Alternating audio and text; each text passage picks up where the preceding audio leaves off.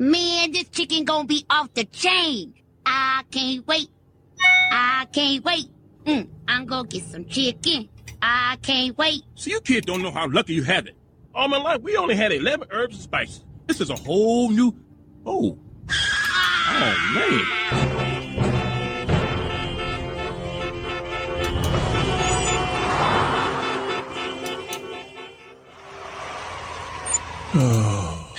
A 2-piece special with lots of hot sauce and all the fries you can give me. Boy, wake up. It's almost chicken time. What? I can't believe what you telling me. What? No way. No goddamn way. Hell no. What is it? These motherfuckers talking about they out of chicken. What? Listen. Welcome to Colonel's Fried Chicken. Unfortunately, we are out of chicken at the moment. Please go away until we have more chicken. Thank you. God bless. You ran out of chicken? Oh man, this is some old bullshit. No chicken? You mean I ain't gonna be able to get that bucket? How can they be out of chicken? It's Colonel's Fried Chicken. This is outrageous. This is an outrage. Hello, 911? No, I ain't calling a snitch. I got a real emergency. Yeah, I hope. Some of us have been looking forward to this day for a long, long time. Hello, my emergency? These fools done ran out of chicken. Welcome to Colonel's Fried Chicken. Unfortunately, I ain't leaving this motherfucker until I get my chicken. I ain't got chicken too. I ain't got no job. You better get my... Oh man, no foreplay. We bite. We bite with no chicken sandwich. No chicken sandwich. The Boondocks predicts the future. Y'all be thinking the Simpsons predict the future, but the Boondocks predicted all this shit. All this shit. They be on point with everything. Look how they was on point with the Kales lick and everything. Oh my. Good old love that chicken from Popeyes. A ruckus, you hear me? Popeyes is causing a ruckus. And people are up in arms all about it. Not I just don't get into the whole... No. Don't get me wrong. I love the chicken sandwich. The chicken sandwich is everything. I'm definitely team Popeyes. They fucking Chick-fil-A up. But I don't know if I get into all the extra shit that's been going on with this. Like, just let us eat our chicken sandwiches in peace. I mean, okay. Like, to be honest, the chicken wars they took me by surprise. I looked up like, why the fuck everybody talking about these sandwiches? Like, and then I seen the social media accounts going back and forth and shit like that. But I feel like I'm kind of removed from it based on this. And some people may laugh. I know somebody called me bougie. I really don't like a chicken sandwich. Like they cool, but like just putting a big ass piece of boneless chicken on bread seems a little weird to me. Because like, as a shorty, when you grow up eating chicken and they giving you chicken, like some kids, you know how some people bite into the chicken, like that's just what they do. I never really bit into the chicken because gristle used to gross me out. So I literally like still like kind of eat my chicken by like picking it apart. So like, yes, I'm 6. So yeah, like literally a big piece of chicken. Like, nah, like even when I go to Chick-fil-A, like I don't get the chicken sandwich, I get the chicken nuggets. Like, you know what I'm saying? So Baby, yeah. hey, it is what it is. So yeah. I can't knock you. You definitely let that be known right away. Hey man, I get the chicken nuggets anyway. But I did try. I have had both of those sandwiches at some point. The Popeyes chicken sandwich, like, it's cool, it's good. I would never just overly wait in line for any of these sandwiches, like people are doing across the country now. I mean, we live in that era of trends and cool things, the end thing.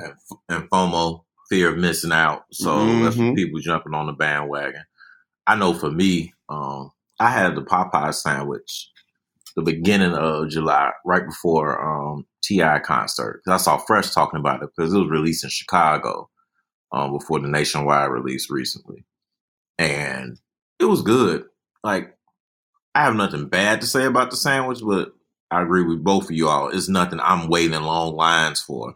Yeah, I'm not waiting in long lines for anything anymore. You know, once I got through past that Jordan phase of waiting in lines, I'm not even sitting on customer service too long. Baby, you can't even have me on hold for 10 seconds, let alone in some, Joe, if you're in line for an hour, you're not even hungry no more. No.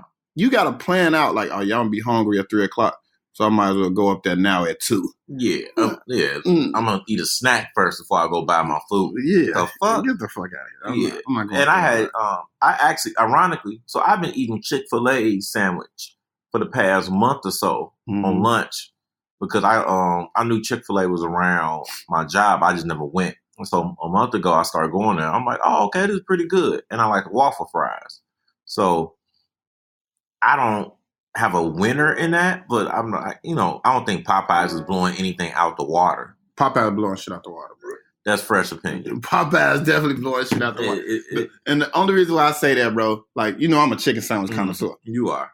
So it's like Burger King had the lick. Then some way, somehow, the Tender Crisp lost its edge. They changed the recipe or whatever. Wendy's was the GOAT of all this shit, first and foremost. A spicy chicken, a number 6 with cheese? No. Bitch, please. Hell yes. no. Hell yeah. Hell no. Hell yeah. Like I said, Burger King. No. Wendy's spicy chicken sandwich. Give me Checkers big chicken over that. So I ain't had a chicken shit out of Checkers. So Popeyes get the edge simply off consistency. So when the sandwich first came out, I ate it like 3 days in a row. Then I said, I'm going to take myself off of it. I'm going to wait a couple weeks. I'm going to wean myself off the crack. And I came back, and that shit still tastes the exact same. If you can give me that same high you gave me the first time I took the road. God. That's all I asked for, baby. Snowfall me. Snowfall me.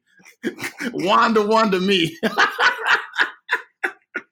My thing is, I think with Popeye's sandwich, niggas is just surprised that Popeyes, like, number one, in the beginning, had the sandwiches on deck. And number two, it was actually good and consistently good. Yeah. So that's what, like, it was just like your dumb child, like, acing the test twice in a week. But just think about this, right, Blood?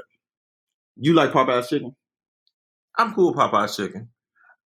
That breast changed the game, bro. That big chicken breast that they do on that bun with that pickle, that changed shit, bro. They gave me a spice, like, I don't even eat spicy food. They made a mistake and gave me a spicy one day, bro. And it's some kind of little special sauce on there. Ooh, child. Ooh, child. The second line, when I bit the chicken sandwich, the second line band started marching through my house. I don't even know who let them in. All I heard was bing, bing, bing, bing, bing, bing, bing, bing, bing. Hey, come on, Popeyes. Y'all got me. Y'all got me. Y'all got a fan. I'll wear a motherfucking apron if y'all want me to for Halloween. But on a more serious note, how do y'all feel about the backlash us blacks been giving each other over these chicken sandwiches? Far as people saying things like, you can support chicken sandwiches, but you can't support your friend rap show. Fuck your friends. You don't go to your friend's restaurant. What's your thoughts on that, Dion? I know you always not with the fuck shit. I'm not with the fuck shit. Because people are just literally just straight up idiots when it comes to anything like this, right? And I feel like people just express their hurt feelings so fucking much. Because granted, right? So there's I forgot, some marketing agency or whatever authority says that Twitter has contributed, Popeyes has gained essentially $23 million of advertising based on, their Twitter action, social media action, right? So the funny shit, I get people always get frustrated and shit like that. But one thing I'll tell you is that, to me, that's one of the biggest misconceptions that people make, And one of the most hurt feelings people come out when they say, you don't support your friends. You don't support your friends.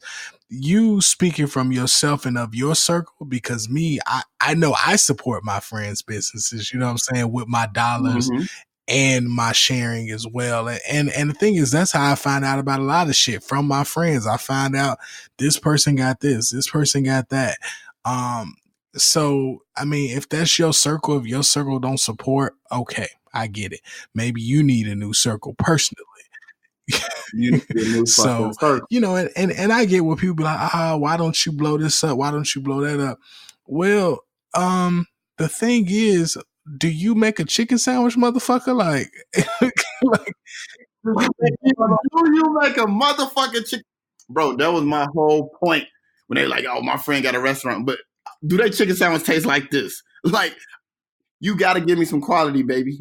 I'm just not gonna support you because it's a black. Listen, right? Like, but I'll say this: when I went to fucking where did I go? I went to whatever. I go to a lot of restaurants over the years, especially if they black owned. I try to make it a point to go there. So when I went to Soulé, did I not tell people about the shit? Did I? Right. Look, Dion, me and you were damn near on Soulé's advertising campaign for a minute. Like the same thing, and I kid you not. First off, here's a shit, because I'm glad I mentioned Soulé, because Soulé was light work. As much as I pubbed and told people about Lighthouse when I first went there. I know I was gonna bring. Like, nigga, I have a Lighthouse button on my blue jean jacket. Like, you know what I'm saying? Like, literally, nigga, like Lighthouse, Mickey's, like those type of places and places over the years I've been through. I share them on social media. So if you like feel like this, like, y'all don't support y'all friends, you misguided. I think people just meet natural idiots.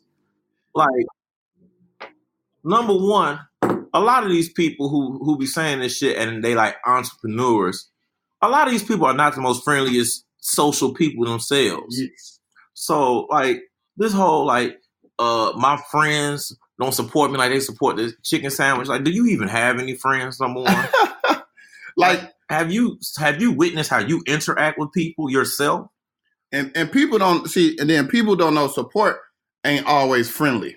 And support ain't always buying your shit. Support could be like, like I'll tell other people about it, or like I'll help you, like, build your product or get it off the ground. It ain't always like buy a bunch of my shit and like, cause like, motherfucker, I'm struggling just like you. Exactly. Fuck you. And that's why, like, even with the DJ and shit, support to me with the DJ shit is telling me, oh, you need to work on that transition. That's support to me. That because you're listening. You know what I mean? That means you're listening and you can give me some constructive feedback. I'm with all that. If you tell me don't mix bang, bang, bang, ski, ski, ski with get down, little mama, I'm going to listen. You know what I mean? Like, oh, that's support because I know you feel me. When, like, if I quote a Dion Jetson lyric on Clap For Me or something. Right. You know what I'm saying? Old Franklin's. He know, oh, shit, this nigga was really listening to my shit. That's support. You know what I mean? Fuck that. Fuck that. If you know how you can support your friend with that bogus business that nobody go to, give them some tips. Tell them, look, man, you better figure out what the fuck Popeyes was doing and implement that into your marketing plan.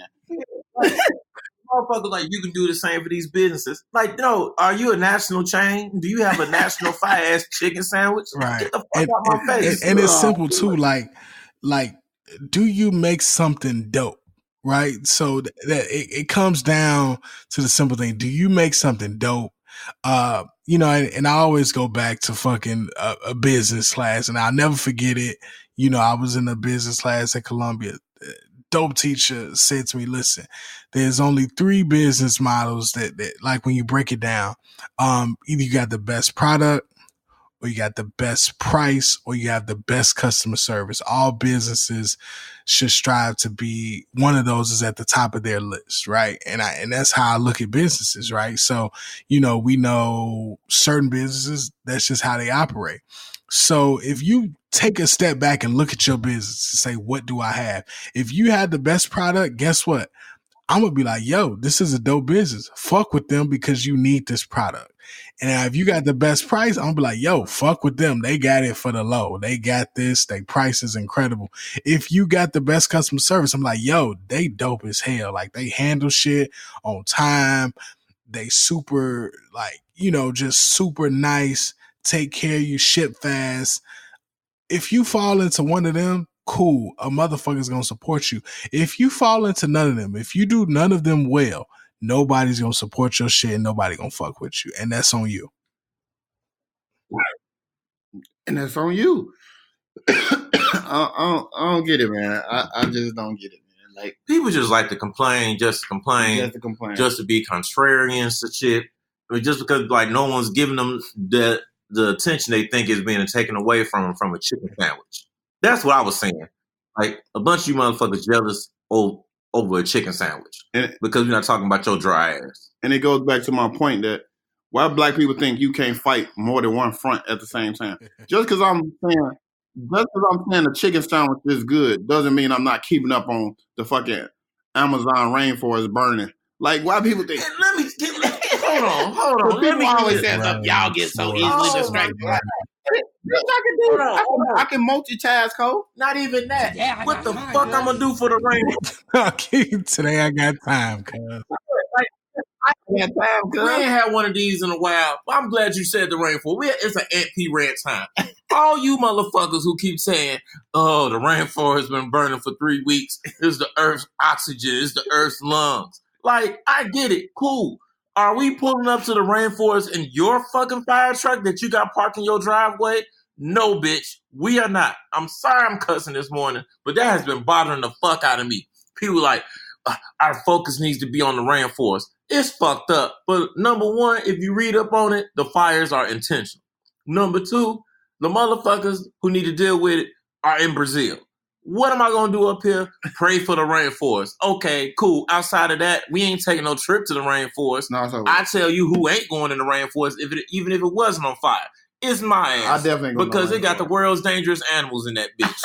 And I ain't going nowhere in a long-ass python. So fuck you. Fuck everybody who keep talking about this rainforest shit.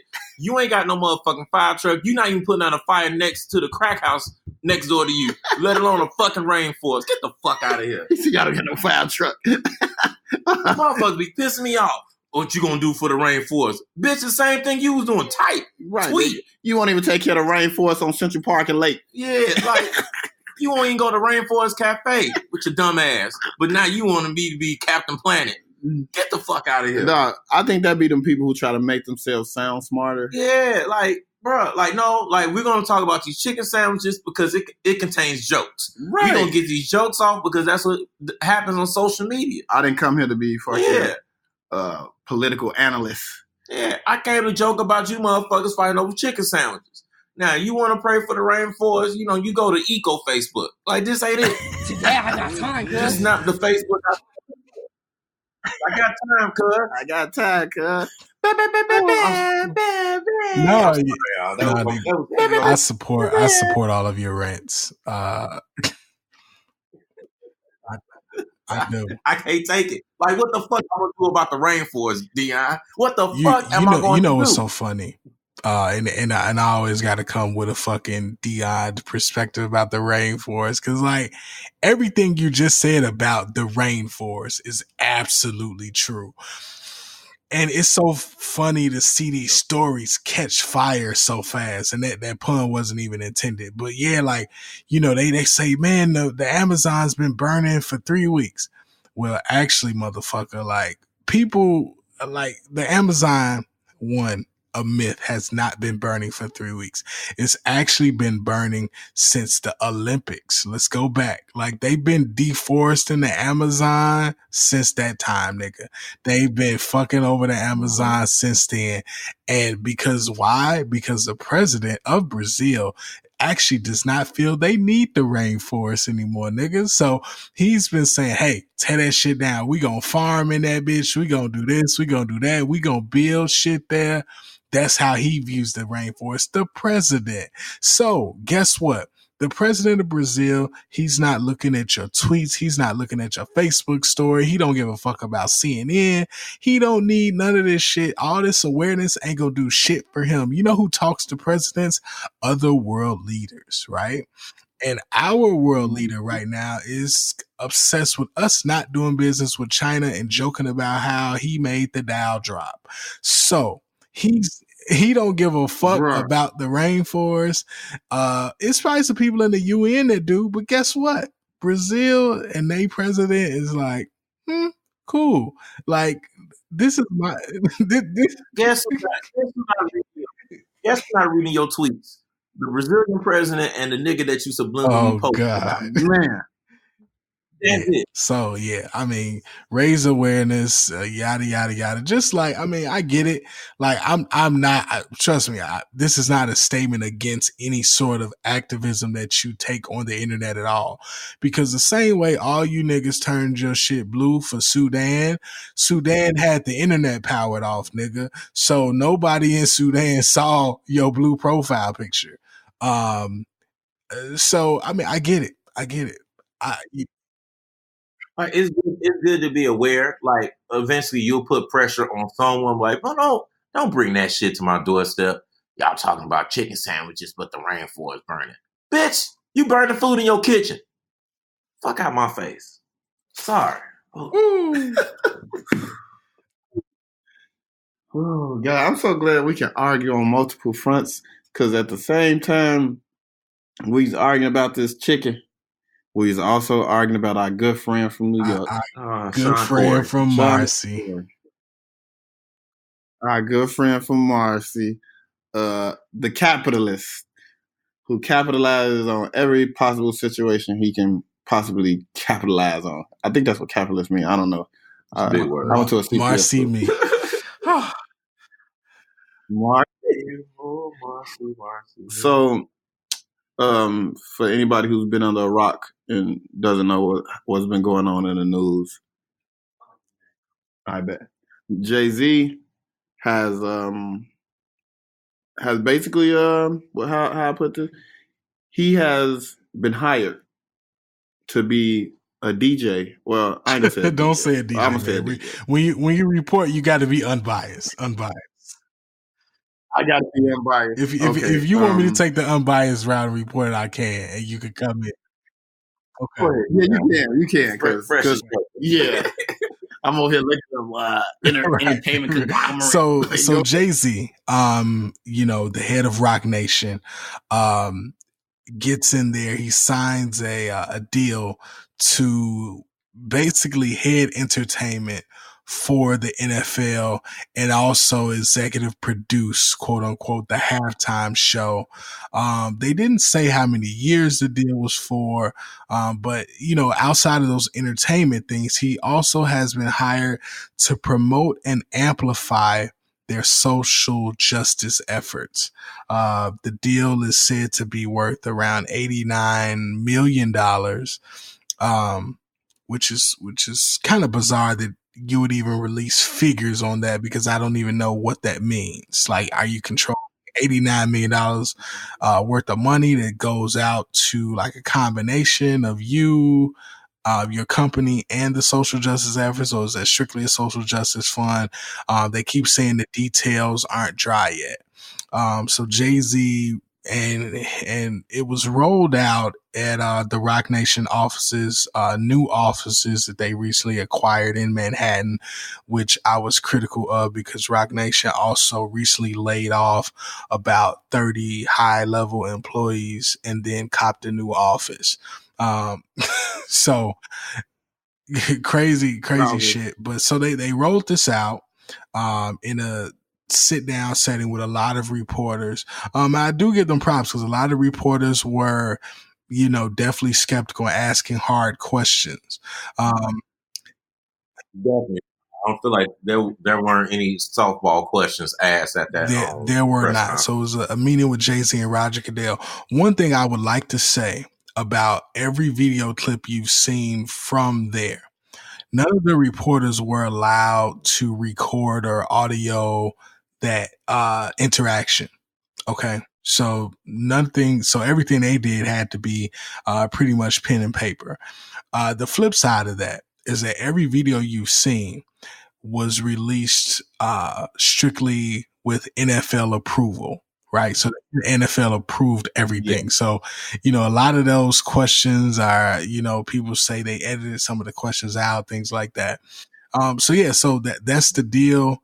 A lot of people were taken aback, surprised that Jay-Z, who took a very public stance against the NFL, did a deal with them. It's bizarre. So as Fresh said he was hired to be a DJ. So Fresh, you expound on that statement right there. Right there. I said he was hired to be a DJ because the NFL feels like the halftime show and the Super Bowl in general has just been in need of a touch up, right? So you think of a club that plays a playlist. Eventually you're going to have a couple people who be like, man, this place would be dope if they had better music. They need a DJ. So the NFL said, you know what? We'll be dope if we had a better DJ. So that's what you do. You open up a club and you say, give me some heavy hitters. Give me Ferris and Sean Mack a Mile High or something, right? So that automatically draws attention. So once you say Jay-Z is going to executive produce something, that's automatically going to draw attention. The attention it brought for me, though, wasn't that celebratory attention that everybody else was giving it. I did not think for 1 second, like, let's go Hove. I'm thinking, how in the hell is this possible? Like, I thought this was just fuck the NFL, and you've been hired as an employee, and I don't know why people can't get past that. Just the whole entrepreneurial and Hove, he a boss. Hove just said that himself not too long ago, and I posted it. You know what I'm saying? We don't shine shoes no more. And I was inspired. Like, let's go. It was him and Meek.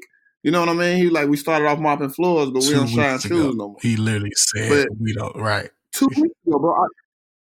I just posted that on social media, like motivated like a motherfucker. But I was telling people, Jay-Z was hired. Could you imagine if the NFL says, yeah, man, the numbers ain't doing too good. We got to let you go. Imagine that. NFL fires Jay-Z. Because if you're hired, you can be fired, right? So they'll clean it up. They'll say there was a mutual agreement that shouldn't happen. Yeah. I'm like, Joe, it just amazes me, Dion. And like, I felt like they hired him in his entertainment capacity, right?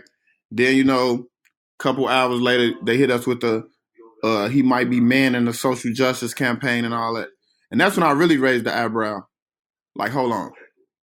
Hove, you go do anything with social justice and not bring Cap into the fold? And that was my number one gripe right there. Like, I felt like he undercut Cap. And, everybody was, oh, he's a sellout. He's an Uncle Tom, cancel Jay-Z. I didn't even say cancel Jay-Z. I said I was disappointed in how he moved. I said he was bogus as fuck, to be exact. And I got all the backlash. Like, I was arguing over that shit for like 2 days. Man, how could you say this about Hove? He did this for Browder. He brought me Meek Mill out. He done donated to several causes. And he still is only good as his last game, and he undercut Cap. I don't give what does that mean? like when people was bringing all that stuff up, like, that's true. Like, so that's why, that's why, like, it took me a little bit longer to call out Jay-Z on it. But, I mean, Michael Jordan is the greatest player of all time. He still got stripped from behind by Nick Anderson. Yeah. Versus Orlando. It happened. Right. He still played for the Wizards. Mm-hmm. It happened. So, no one is perfect. Like, Jay-Z, he, like, as Fresh as mentioned, he has a bunch of accomplishments. Like, I'm not gonna call him a sellout. Like, he's done a lot of work in the movement where, like, he gets his props for it, but, like, he made a wrong move in this one. And if you look at it objectively, to me, it's clear. And this is not me saying this like awesome, like, you need to blindly support Kaepernick no matter what, because I have criticisms on how Colin has handled this. Like, I think me and Dion has talked about, like, he literally hasn't said nothing. before the agreement with the NFL with the NDA or whatever, and after, like, if we're following you, like, you know, like people like, why are you not why are you still watching football last year? Like, you don't know, Colin Kaepernick was still watching football, which I think he was. He definitely was. He wanted to play football. Yeah. So if he wants to play football, I know he's watching football. Why are you telling me not to watch football? I didn't even tell my cousin that. Let me. Can I pause you right there? I feel the need to speak on this. It's going to be 10 seconds. Colin Kaepernick never said anything about boycotting the NFL. And what's funny, if y'all simply do a fact check and go to the change petition that asks people not to watch football, those people clearly state, we have never talked to Colin Kaepernick, nor like we've never talked to him. We created this petition. So it's just some random people who said, hey, don't watch football, and it caught on and y'all ran with it. Go ahead, P. Yeah, so with that being said, we're making a big issue about Jay-Z because he literally was saying things against the NFL as recently as like a month ago or so. Yeah. And then like he contradicted himself on this deal, even the answers he was given. Oh, I told Travis not to perform at the Super Bowl halftime show because he wouldn't be the headliner. Like, it's Maroon fucking 5. Like, no one cares about Maroon 5. And that wasn't your reason. Like, I had more respect for Jay-Z if he said, look, I know I said these things. I know what it looks like. I had some introspection. I talked to some people. I learned some things that I didn't know before when I was making those statements. And I feel that I had to make a change in my thought process. And this is the best way to go about it. Jay-Z just leaned on the fact that he's Jay-Z and he has that capital amongst people where he can make moves and people are just going to say, you don't see it for what it is. It's bigger. It's a bigger picture. Hov make moves. He's a seat at the table. Like, if I hear a seat at the table one more time, like it's a Solange album debut again. Man, like, you know what's crazy about you said something about Hov, kind of, you know, speaking against the NFL as recently as a month ago. I think one of the most fascinating things about this is that one of the in-depth pieces, I feel like it was from the New York Times that I read on this, Jay-Z has been meeting with Roger Goodell since January. Since January 2019, right before, you know, the month before the Super Bowl. He was introduced to him, I believe, January through Robert Kraft. So literally, he's been meeting with Roger Goodell, that the NFL players infamously call Goddell because they say he behaves like he's God over the NFL. So this deal been in the works since January 2019.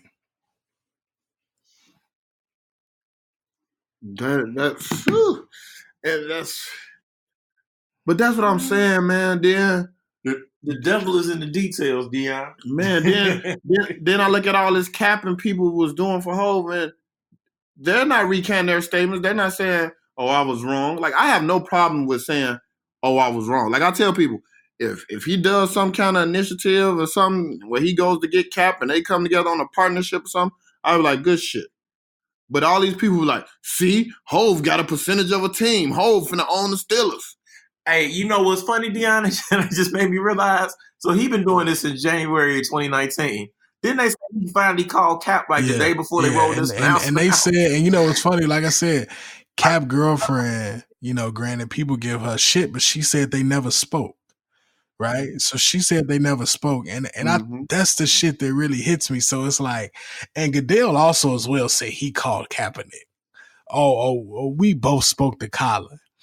And Colin came out, and granted, Colin hasn't spoke directly, but Colin actually said, he was like, he said on his Twitter feed, people are trying to destroy the movement. He tweeted this the day after this agreement. And it's like, yo, like, do you need anything else? But you know, because it's Jay-Z and because we give him so much credit and because we love everything that he does, that, you know, now people are like, well, fuck Cap. Cap this, Cap that. And I'm like, yo, like for real, like y'all was just riding for Cap. And now because Jay-Z went the other way, y'all like, man, fuck Cap. You know what I'm saying, man? That's what I was saying. When was the next actionable item? When we was gonna do something? Y'all ain't never talked about action in your life because you ain't never been actionable. Exactly. What you hear Jay-Z saying now is hold on to it. But I give Jay-Z all the credit in the world for being powerful. I told people this is not the first time Jay-Z has said something, and us blacks have reacted. He told us to change clothes, and we always wearing silly bun-ups. He said death for auto-tune, and T-Pain ain't been right ever since. I mean, it's Jay-Z. Whatever he said. You know what? I want to say this too because I think this is funny, right? So Colin Kaepernick, he said, despite those, I continue to work and stand with the people in our fight for liberation, despite those who are trying to erase the movement. The movement has always lived with the people. This is the day after this deal was announced, correct? So other people came out in support of Cap. Mm-hmm. Ava DuVernay, J. Cole, actually, Nas. Those type of people have coming out like, hey, I'm still rocking with Cap. You know what I'm saying? And I think that's very telling because all the lower base capitalist ass niggas or niggas who need to come up from Jay-Z are like, let Jay-Z work. Let's see what he do. The Freddie Gibbs of the world. Fuck Colin Kaepernick. You know what I'm saying? Like niggas, and it's like I'm noticing these things, how funny in the light that they are and they seem. And the thing is, I'll say this about Jay-Z. People who are really open and really, really, really clued into Jay-Z's business dealings because they're all public.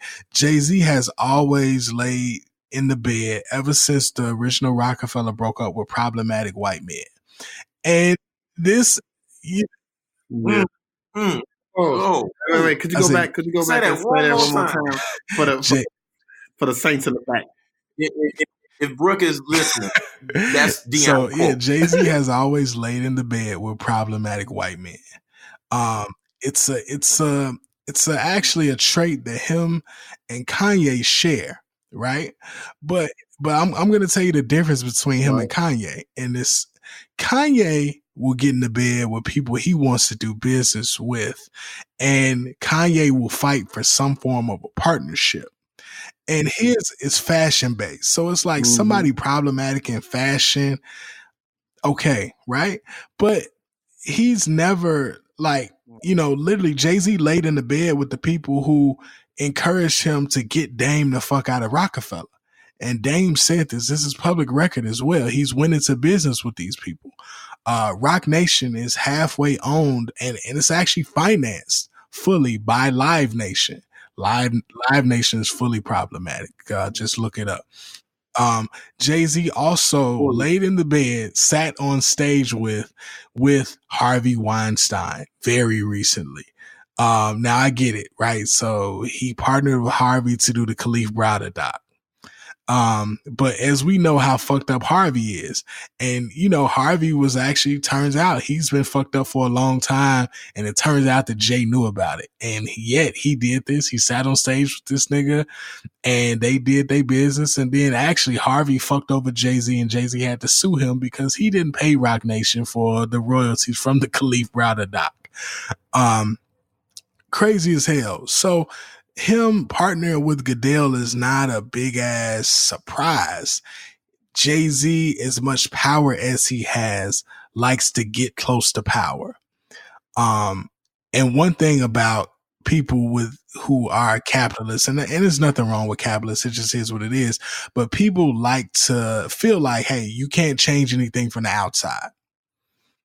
I get that. However, the outside is being over entertainment when you a nigga. And, it's like, we've always entertained them. Jay-Z, they didn't need you to hire your wife for the halftime show. They didn't need you to hire Prince. They didn't need you to hire Travis. White people know what's hot in black music. They didn't need you to get Missy or none of that shit. They didn't need you to get big boy ass out on the stage in the fur in Atlanta. They didn't need you for none of that. But yet you here. I don't get it, bro. I feel like it was a backwards move anyway. Like everybody talks about seat at the table and all that. What seat does he really have? Fresh, and I'm gonna point this out. Jay talk all that shit. You know, what's better than 1 billionaire? 2, right? Jay talks all of that shit. All that shit. But when the Carolina Panthers were up for sale and Diddy says, I'm interested in buying the Panthers, right? The NFL was in the thick of all this racial shit. If you go back, Diddy wanted to buy the Panthers with a leading story on TMZ. It was out there. Diddy was interested. Right. They say Diddy worth 800, right? So at the time, Jay-Z was about worth 8. And here's the simple way I'll put it. These ownership groups are groups of people with high net worths. They buy teams. You don't have to buy a team liquid. A lot of people actually get loans from the league to pay down to buy the team. So you don't need to come to them with, hey, we got $3 billion. We ready to buy the team. But all those people, including Jay-Z, who was silent when Diddy wanted to take an ownership position, silent as fuck. So now I'm looking at you funny or light because now you don't own shit. You're the DJ, like Fresh said. And that's, to me, that's what he is, bro. He's just a DJ to me, bro. And it goes back into all that when I was saying, it's not a partnership. He was hired, bro. So he don't gain no revenue off anything. All that. He got his money up front. So that means you're an employee, bro. And you know what? Just because I'm Dion and I always feel like I see another angle. I got to throw this angle before we stop talking about Jay-Z. So the NFL right now, and it's 2-1. So the players have essentially the worst labor agreement in professional sports, right? Not even close. The worst agreement. And Jay-Z partnering with them and potentially being at some point going to become an owner, to me means he's sitting directly across from the players who I think the NFL is like 85% black. So he's sitting directly across from the players who actually could benefit and need his help. Right. So that's part of the position that he took. The flip side of that is this: the NFL and football in general, are at its lowest participation amongst kids has been in so long. It's ridiculous, right? So I forgot what they said it is, but it's super low. And they keep saying if it continues to drop, like literally football in, X amount of years won't exist as we know it. So one thing that I'll say is this: Jay-Z has always been seen as the epitome of cool. And a lot of people are going to go and say, well, Jay-Z's not cool to the kids that they trying to get to play football. You're right, he's not. But he influences all of the people in the cool form of music, which is black music. So this is not for him to perform. We gonna look up and we gonna see young niggas who take the opportunity to go be performing at NFL games, halftime show. And those things are going to be cool. Like, because now you look up and it's like, oh shit, the NBA already did it, right? Halftime show, Charlotte, J. Cole out there, Hornet shit is damn near iconic look. So you going to see this being introduced. Right. So you're going to see this introduced and passed down. Like, the NFL is not slow. It's 2029 or all the owners except one are white billionaires. They know what they doing. They hired the coolest nigga they could. And yeah, so they knew what they did. So they gave the coolest nigga in the world a seat at the table, and he took it because he wanted to increase his pockets and his influence and his longevity. I see you, nigga. But in all actuality, like you said, you said 89 million was the number, right? Until we learn the allocation of that, we might say Jay only really get like 40 million. That's the thing I'm saying. I don't even know how that shit work. Like, is it for like we don't know how that shit even works. But one thing we all know is the 89 million to the NFL is chump change. We know that much. Dropping the bucket. A drop in the bucket. They refunded every team a certain amount of money this year, right? I forgot. It was like something crazy. Yeah, but it damn near in total was like 1 point something billion, and that spread out amongst all 30. Dropping the bucket. NFL team. Yeah, dropping the bucket. Like, yeah. Yeah, and before y'all coming out head on this shit, y'all got to realize y'all talking to people who study like salary caps of the NFL and shit, and the money that they bring like for sport. I'd be bored and just reading this shit. So relax. No. Numbers is his forte. My bad, I know y'all hear that, but I said numbers is his forte. I don't know, y'all. Some random that was on my chest I just like to get off. I caused a bit of a stir on my Instagram page. Oh yeah, feel free to follow my page, my DJ page, Fresh the Juice. Just a little shout out right there, Fresh the Juice, DA Juice. So I asked a question about, our local women here in Chicago. I said, do Chicago women feel are Chicago women too entitled? And I got a lot of backlash. I got a lot of they don't ask for enough and they settle too much and all this.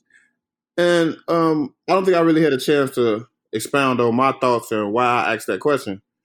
In my travels across the continental U.S., I feel in a lot of different places, the women in these places are have a different set of manners, ethics, morals, whatever, standards, however you want to put it. But I just think like a lot of Chicago women feel they're better than what they are, and that's not a shot, but it's just like they put themselves on such a high pedestal for no reason. Like the pedestal is so high that it makes them kind of standoffish, if that makes any sense. So I look at it like I say when I go somewhere like Houston, right, and I go to a club and I see a woman who pulled up in a Jaguar or something. I'm just making an example. A woman who pulled up in a Jaguar and she's dancing with a guy who has a PT Cruiser. You know what I mean? And she's not worrying about, you know what I'm saying, how much he makes a year or, could he mother her kids? Is he an athlete or something? I just look at a lot of situations in Chicago, and this isn't just my observations. I talked to a lot of women, and they were saying the same thing. It's like, I don't know if it's our culture in Chicago. It's definitely cultural for someone who's been below the Mason-Dixon line a time of 20. Closer to 20. It's definitely like the culture, the upbringing down there. Like they're brought up like it's more mannerable. It's I wouldn't necessarily say it's safer, but it's more of a Bible Belt church feel. So like their default off top is like, thank you, excuse me, please, yes sir, no ma'am, things that nature. And even the guys kind of act like that accordingly. So like that's why with Chicago women being more standoffish compared to their southern counterparts, the guys are viewed as more aggressive compared to the southern guys. Like that's why like Chicago men are loved by southern women so much, right? Because we come down there like we let you know what it is. And they feel like we the greatest thing since ice water. So I heard. And a lot of women came for me. I got a lot of inboxes. And, they were just talking reckless, about it. And I was just like, I didn't mean, to cause no harm. I just asked a simple question. And a woman told me this, like she feels the petty culture, like quotations around petty culture is real in Chicago. Like she said women go out of their way to do petty things and celebrate it. Oh yeah, I curved this nigga at the gas station. Like she's like, that's not like cool. She's like, you could just say, you know what I'm saying, I'm not interested, and go about your day. You don't have to like insult people or put people down to reject them or, you know, to say you're not interested. And I'm like, yeah, I never looked at it like that. She's like, even with her circle of people, you know what I'm saying? She's like, it's okay to have conversations with guys and not think it's going to lead to anything. Like she automatically feels if like women around her, if a guy speaks, the next line would be so you want to get up or some shit. I'm like, no, sometimes you can have just simple conversation about life and that just be it. And she was like, she's like 1 of 5 in her circle who would actually do something like that. So, I mean, I guess some people understood what I was trying to say, and I guess other people didn't. But hey, I don't know. Dion, you live in, you know, another region now. Would you say women are the same? You get the same vibes, or is it a different vibe? You know, I'll say this: like when you hear, I see, it's hard because I feel like, I feel like, you know, this is gonna sound fucked up, but I gotta say it. I feel like women respond to me favorably everywhere. However, Yeah, right, that's just us. However, I do feel a you know? difference in just certain things, and I know it has to do with demographic as well, but a lot of times I think you have to take a look at where women in certain places see the value in men, or where that's kind of lied or where it's measured, right? Because I don't necessarily view a lot of Chicago women as standoffish. I do think there's an interesting place on where you see value placed on men. And we talk about this often because we often say what value in men is placed on like finances, right? And we always say like that's how a lot of people look at men. So when you look at somebody and it's like, oh, okay, well, this kind of makes this like, you know, people will look at a guy and say, oh, this guy's worth this because of the kind of money he has. So I'm going to be nicer to this nigga because he pulled up to the party in a Corvette. So when you see that kind of thing versus I can say I don't feel that here at all. Like I feel like a lot of times like a guy walk in, he could be in a maintenance man uniform, but he may greet somebody kind of the same way, hey, how you doing? Something like that. And he get a response like he's a regular dude, like he's a guy, like it ain't like checking for this, checking for that. But the one thing I will say, I do feel like we definitely have sort of like a petty culture. I do see that angle of it. Like we definitely do have that where, you know, you definitely may get shut down. You may get, cause I feel like, especially like for people in their 20s, I know it's hard because it happened to me in my 20s. It happened like when you out and you younger and them 20s is hard. I tell everybody them 20s is hard dating women in your age group. Cause like they looking at you like you ain't got this, you ain't got that, you ain't doing this, you ain't doing that. You ain't got this. So it's hard being out here in the world. And especially like now, you know, that petty shit is like a badge of honor. Like, you know, I've seen it. Like I've been in the club and I've seen girls record an interaction. I'd be like, Jesus Christ. She literally recording, like shutting down niggas. Like, so it's rough, man. I feel like, you know, the value in Chicago is definitely money based because the money matters in Chicago a little bit more than it does here. There's going to be people who, you know, require large amount of monies everywhere. Just feel like they got high standards. But yeah, so, you know, I would never say that Chicago women are standoffish. But I definitely will say I feel the difference that you're talking about. I feel it. You know, I lived it, so I'm normalized to it as well. But I've heard guys from out of town definitely say it. Like, you know, like you'll see guys come from out of town, and if they go to some place like what's the place we go to for brunch?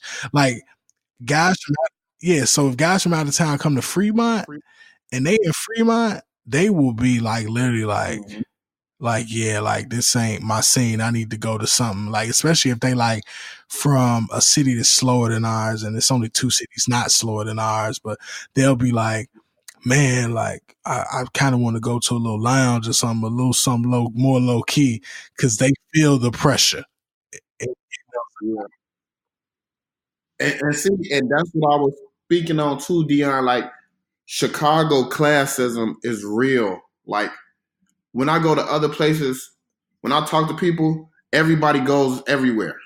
In Chicago, you won't catch the Reverie crowd in the Fremont crowd at a lounge on the South. You know what I'm saying? Like, no, I don't. I ain't going to say a lounge on the South Side because shit is dangerous. But I mean, you won't catch them at Light on a Sunday. You see what I'm saying? It's like, oh, that's the Reverie crowd, or that's the Persona crowd. Why the nightlife just can't be the nightlife? Like, it's amazing to me, and that just adds, like you say, somebody come from out of town. Oh, what I definitely had that. You know, we go somewhere and somebody like, man, what's this, Joe? No, I came for this and this. And I'm like, yeah, well, you're not gonna get that here. We might have to go to the slums or something. You know what I mean? It's just, yeah, man, it's amazing. But don't get me wrong, I love my Chicago women. But I feel like we should be able to constructively criticize each other both ways. Because I take everything they say about me and I listen. So I feel like if it's not you, just look around you. You know, a lot of women, when you hear something or like a general statement like I gave or something like that, you know, they automatically just go to themselves. Like, when I hear that men are idiots or something, I look at my circle. Like, who was the last person to do something like that? Or did anybody in my circle do something like that? Well, yeah. Right. You know what I mean? And I can completely understand why someone would have those feelings. You could definitely look at somebody like, yeah, like, homie did some idiot things, or I did some idiot shit. Yeah, that was me. I got it. Yeah, no doubt about it. No doubt about it. I feel you, sister. I feel you on that. Because like I said, it was a lot of women. It was a few women who came to me like, I completely understand. You know what I mean? Like, especially a lot of women who went to HBCUs. They were like, oh yeah, it's definitely a difference with my friends from Alabama and my friends from Chicago. I'm like, yeah. And you know, it's crazy how they can equate friendliness to other things that we can touch on another episode of the podcast. Yeah, man, because that makes you go so many different ways. I'm trying to think, man. Oh man, so you know, there was a big thing about a Maxwell Street fight, fight in Maxwell Street. A woman, older woman, looked like she was out, looked like she was, you know, patronizing Maxwell Street as people often do. You know, I don't think they released her information, but I feel like her age was maybe about 55, 60. I'm not sure. But it was like, you know, a group of 4 young girls. We don't see the whole altercation or what happened, but we do see the girls, like one of the girls goes and starts dancing in front of her. She got low to me, like she was about to twerk. And you know, and next thing I know, the lady she was a larger woman. She grabbed that lady and literally started fighting her. So the older woman grabbed the younger woman, like literally kind of start throwing blows. And as we now know, the pack of 24-year-olds, 4 girls, they dragged the old lady. They beat her up. You know, the people there tried to intervene, which they did. They got the girls up off her. They got in harm's way. I'll keep it real. They did more than I would have done. In a sense, like I would have probably, you know, tried to get the lady the fuck up out of there. I wouldn't have kept her there. But they got the lady out of there. But then eventually, like, the lady was still trying to fight the young girls, and they were throwing things at her. And at one point, they hit her with a they said it was a Douce bottle, and I don't know if you're familiar with Douce bottles, but Douce bottles are hard to crack. but they threw a Douce bottle, and literally when it hit the person, it exploded. Like it exploded like a roller. That couldn't have been no Douce bottle, bro. It exploded like that. So yeah, they hit her with the bottle, and that's the end of it. After that, you know, they one of the girls turned themselves in. Apparently, people took pictures of their license plate. People found their Facebook, found where they work, and started posting that online. And you know, people went crazy with it. And you know, the lady's daughter, like, oh, I know where they live at, and I know this. I'm gonna catch them lacking. You know, just craziness about that situation, man. But you know, so look, if there is any positivity out of this, that was an issue where I seen 99.5% of social media agree and didn't take the usual laugh it up role. Like everybody felt empathy for the woman. They sympathized with her, and it was just like, I was like, oh, you know, everybody worked together. Like, let's bring some justice to this. Let's get these women up out of here. It wasn't no let's share it and laugh type thing. It was more of concern, and that's very rare in this era of show me the killings type social media attention people be wanting now. So I was very happy in that aspect that, you know, everybody came together and, you know, to out those young women, to say, you know, they're in the wrong for jumping this lady, and that could have been anybody's mom. That was the first time in a long time I seen some compassion on the social media side. It actually made me feel good. I was like, oh shit, like this is crazy. Like people are really trying to, you know what I'm saying, help this lady out. I'm not used to seeing that. You know, I'm used to seeing, damn, I can't believe they hit her with a Douce. If it was me, it would have been a Remy bottle. Like, you know, people usually make jokes out of everything, but a lot of people were definitely serious about that. That was a good thing. Yeah, no, I can see that too. I definitely feel like everybody was on that. And you know me, I always feel those times like these are interesting times when you see fights like that happen. And, you know, it happens someplace we've probably all been so many times that, you know, we don't even think about it. But the thing is, Maxwell, that place where they at late at night, it is on the dangerous side. Things can happen. The funny part is that I feel like there's always a cop there. So that's one other thing that kind of threw me off. Yeah, they usually, now that you know, Bracket Room and Bureau Bar be cracking, Bar Louie, all that little area, that little strip right there be cracking, they kind of be off in the cut that way. They don't necessarily be on Maxwell Street anymore. They be more towards the when they actually be on Maxwell Street instead of like that little next to the expressway thing. So right, I think one thing too, and I say this all the time, like even when I was a young dude, this rap lyric stood out to me, and everybody knows I think in rap lyrics. But Dr. Dre, you know, he said things just ain't the same for gangsters. Times is changing. Old niggas is aging. Yeah. And the one thing that I seen that really kind of hit me, and what's funny, he even mentioned it on his first album in '92 on The Chronic, when he said, man, like, you know, he was an older dude who, you know, essentially was out in the streets. He packed a piece. He ran up on the young dude. Like, him and the young dude had words, and the young dude essentially popped him and shot him. That was a story that he told on the song Lil Ghetto Boy. And I think the thing that happens is that we have these kind of altercations where people are young and you look up and people are old. And kind of when you see shit like that happen, it puts you in such a pickle because you like, you know, you want to defend your space, you want to defend your honor, you want to defend your respect, and as you should. And, you know, one of the points I was making, like, yo, like, when you out in these streets and you see how people work, you see how people move, it puts you in such a harsh space because now you're looking at like, yo, like, what do I do in this situation with these people. You know, and a lot of times to me, I'm like, yo, like, honestly, as much as people may not want to feel they can walk away from altercation, like, to kind of live a lot of times you have to.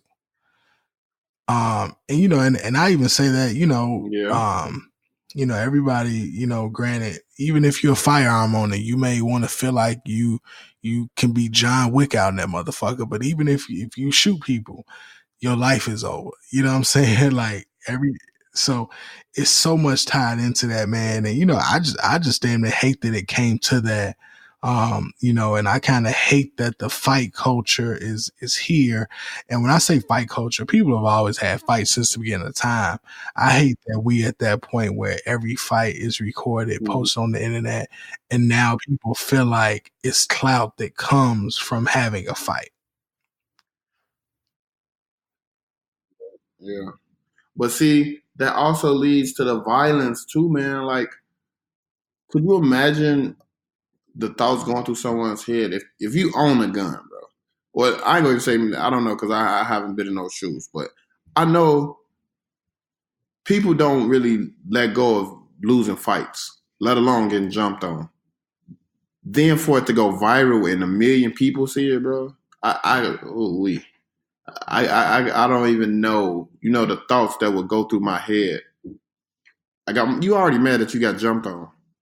Now you mad like 1 million people clowning you and all that? No, man. So you never know what kind of emotions can be set off. I agree. You know what I'm saying? So it's similar to like who said this? Like, you know, kind of like even with this one, when they were talking about the girl and the girls, you know, her family seen it, and they like, yo, like, now that you've seen it, now you like, I want revenge for my mama.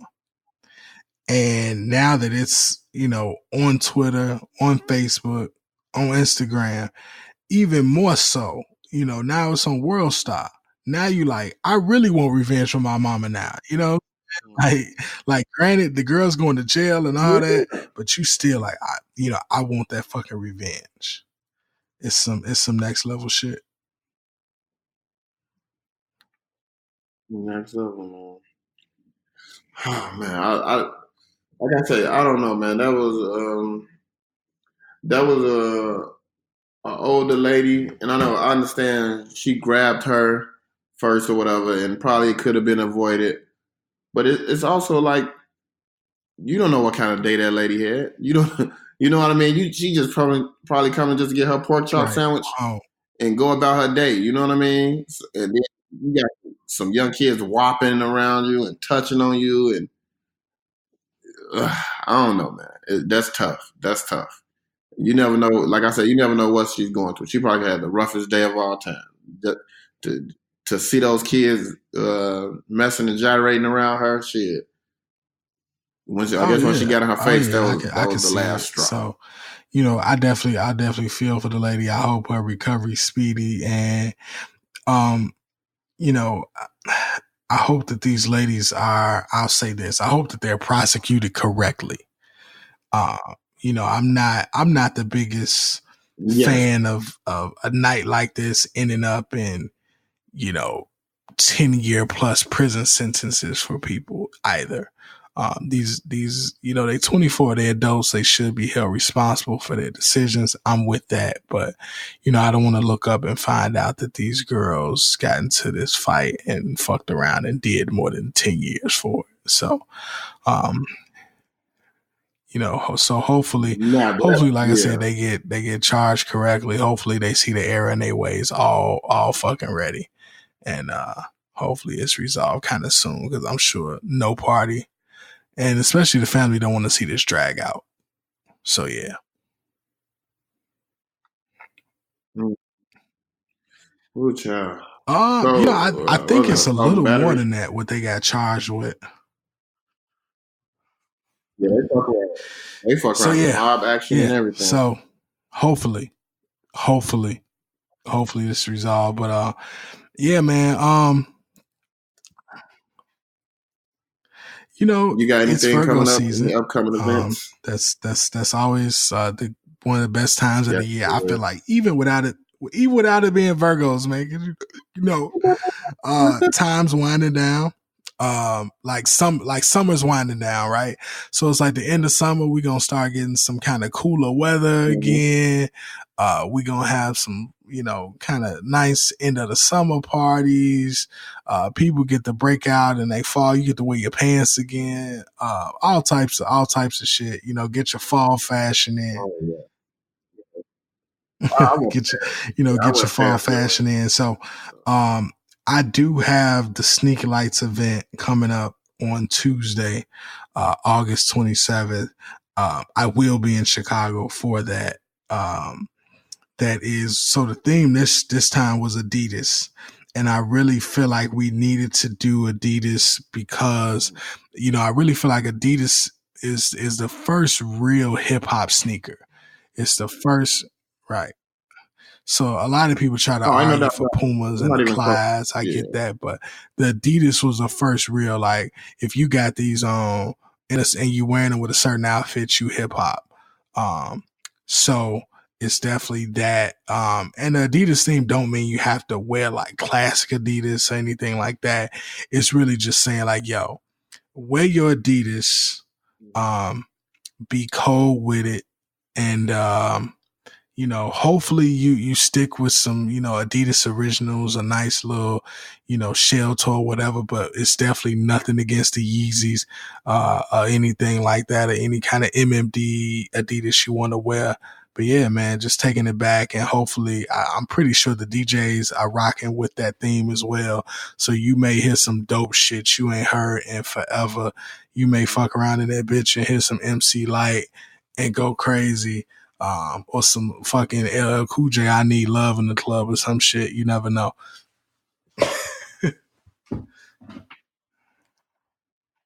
Yes. Do I got anything coming up? Been a hectic week, man. I've been having gigs left and right. What all the girls on Instagram say? Stay booked and busy. Oh. Stay booked and busy. You see how I posted that in my dirty girl voice. Stay booked and busy. Oh yeah, I have. Oh shit, I'm tweaking. I have my birthday, my birthday bash coming up. Oh, forgot about that. Yeah, so I have an actual birthday party on the 31st, Saturday night at Promontory. Celebrate my birthday. I'm also spending that night, so double bubble. I get to spend that night, and it's my birthday celebration after that. Then on Sunday, September 1st, we back to the Essence. You know, we back on Central for the last barbecue of the year. Fuck fresh. I got a dope theme this year I'm doing as far as music-wise. I talked to a lot of DJs, you know, like local DJs, people trying to get on. And I said I'm going to have it like an open gym.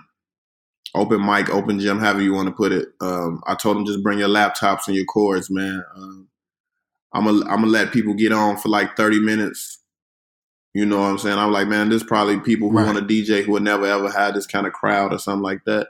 So I say, you know, I'm gonna give them 30 minutes, do your thing. You know what I'm saying? But I also have a very special guest DJ. I'm gonna reveal that like the day of or something like that, man. I'm gonna have him post it. It's gonna be real dope.